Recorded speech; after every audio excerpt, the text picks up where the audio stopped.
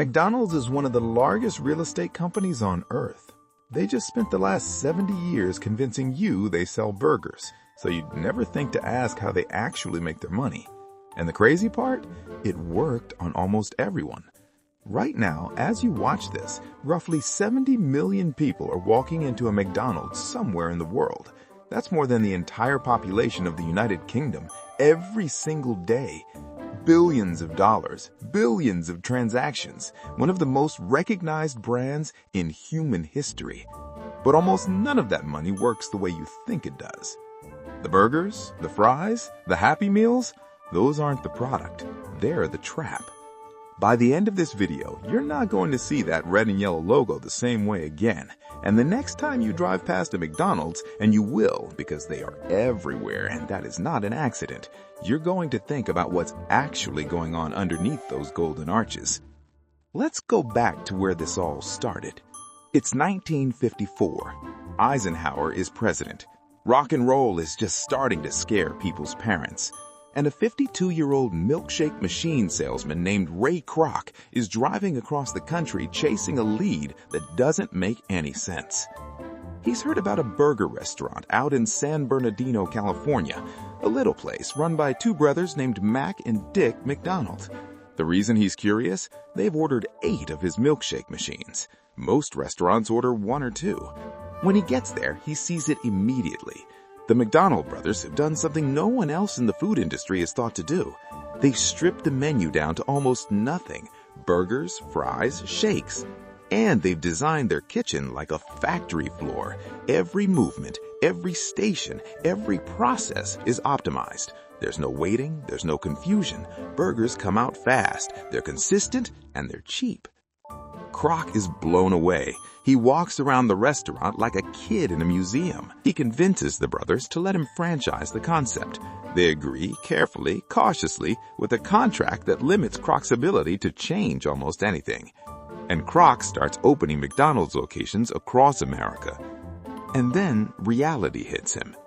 He's expanding. New locations, new cities, new states. The brand is growing. But Kroc is going broke. The franchise fees are tiny. The royalties, the percentage he takes from each restaurant's food sales, are wafer thin. He's building this empire on sand, and the money is draining out as fast as it's coming in. By the mid-1950s, Ray Kroc is genuinely in financial trouble. Ulcers, debt, sleepless nights, the American dream slowly curdling. And then, in 1956, a man named Harry Sonneborn walks into his office. Here's what most people don't know about the McDonald's story. Ray Kroc gets all the credit. The documentaries, the movies, the business school lectures, it's always Kroc. But the idea that actually built the company, that came from Sonneborn. Harry Sonneborn was a financial operator, sharp, unsentimental, numbers first. He looked at Ray Kroc's business model and saw the problem immediately, and then he saw the solution, a solution so elegant it barely looks like a solution at all.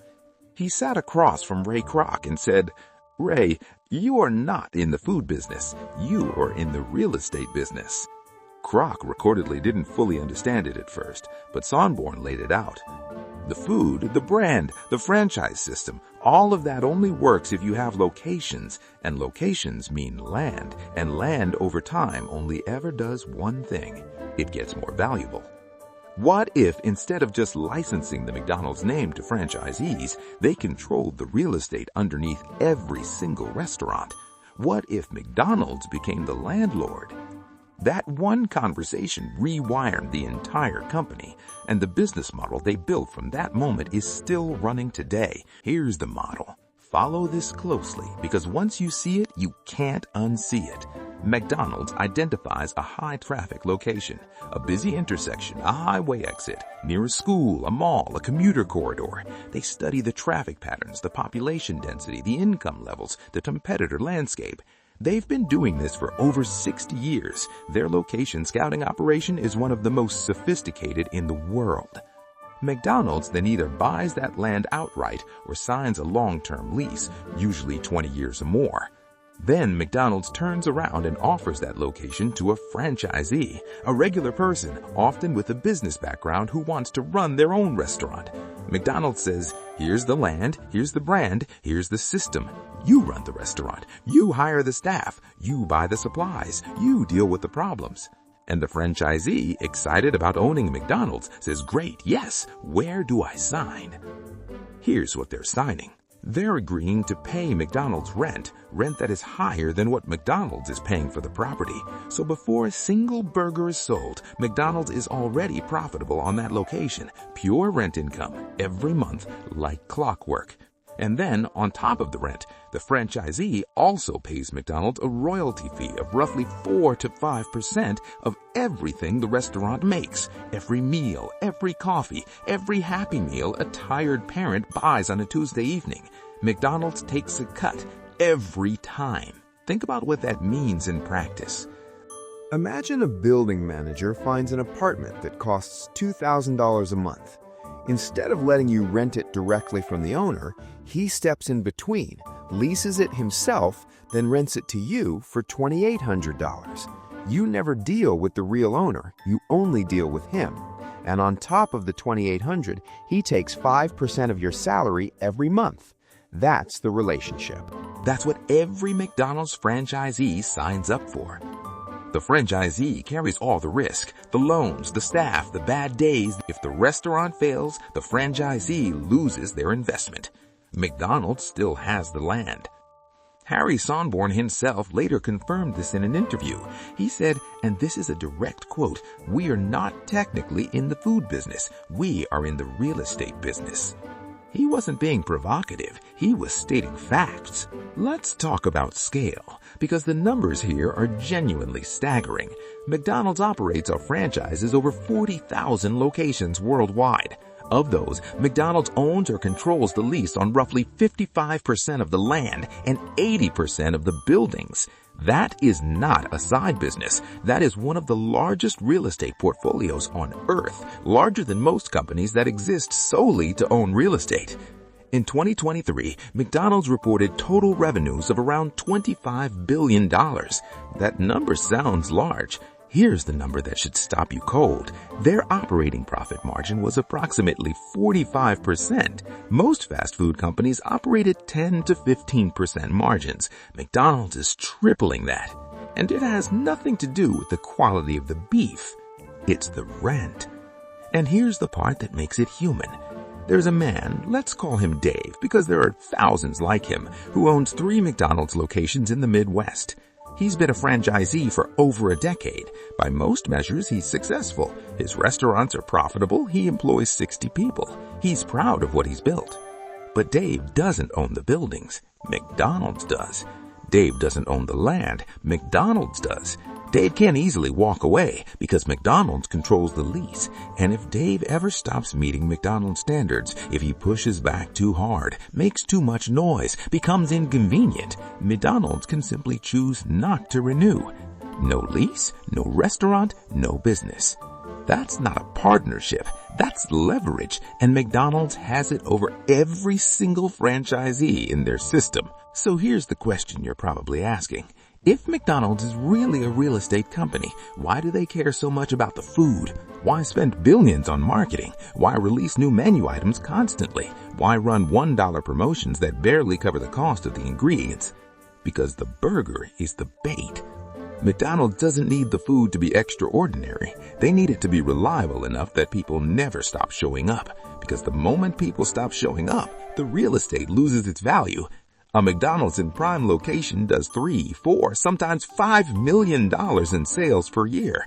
That's what makes franchisees willing to pay above market rent. That's what makes the property worth owning. That's what keeps the whole machine running.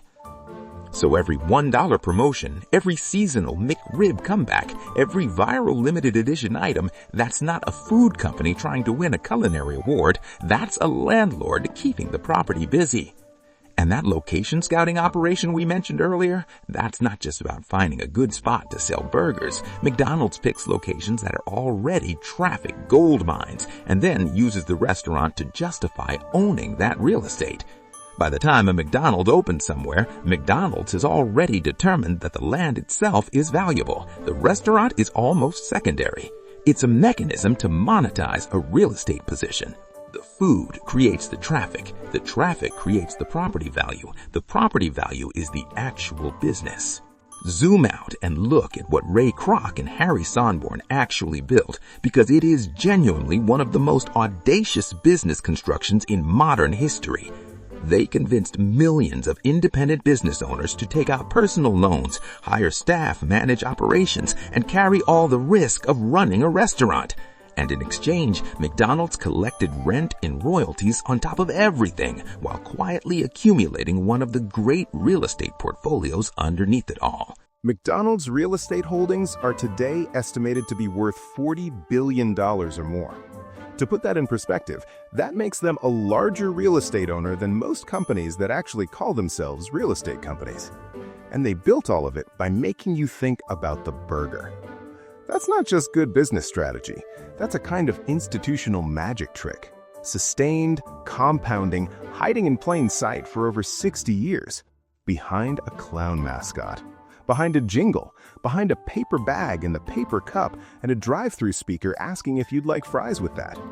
So next time you pull up to that window, next time you hand over $10 or $12 or $15 for a meal, don't see a burger company taking your money. See a landlord. See a company that figured out the most effective customer acquisition strategy in the history of commerce. Make the product cheap enough, fast enough, and everywhere enough that people never stop showing up to pay the rent. You weren't buying lunch. You were paying rent. Don't forget to subscribe if you'd like to learn the master plans behind other such companies and how you can leverage them to your benefit.